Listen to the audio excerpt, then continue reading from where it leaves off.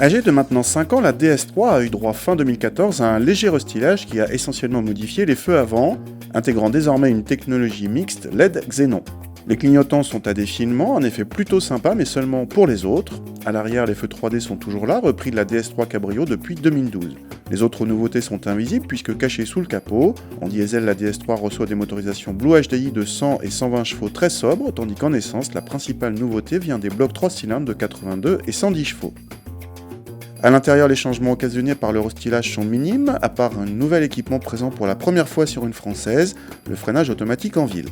Enfin, pour le reste, on retrouve une planche de bord très proche de celle de l'actuelle Citroën C3, plutôt flatteuse, même si elle commence à dater, avec un équipement plutôt complet sur notre voiture d'essai, comprenant par exemple le GPS, non tactile, ou la caméra de recul.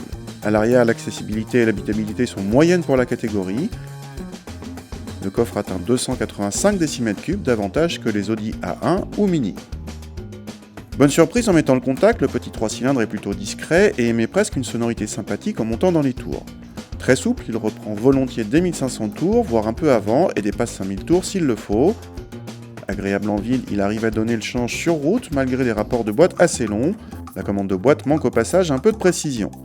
Côté comportement, le restylage n'a pas changé, les réglages fermes qui donnent à cette DS3 des faux airs de Mini. C'est plaisant sur route mais parfois fatigant en ville. Le petit 1,2 litre turbo de 110 chevaux remplace dans la gamme le 1,6 litre VTI atmosphérique de 120 chevaux.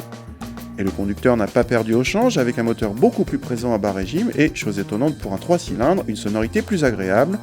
En plus, ce nouveau bloc consomme moins puisque Citroën annonce 4,7 litres de moyenne, soit 1 litre de moins que l'ancien bloc. Du coup, pas question de malus écologique. En revanche, ce 3 cylindres n'est pour l'instant pas disponible en boîte automatique. Si vous voulez laisser votre pied gauche au repos, il faudra opter en essence pour le 1,6 litre.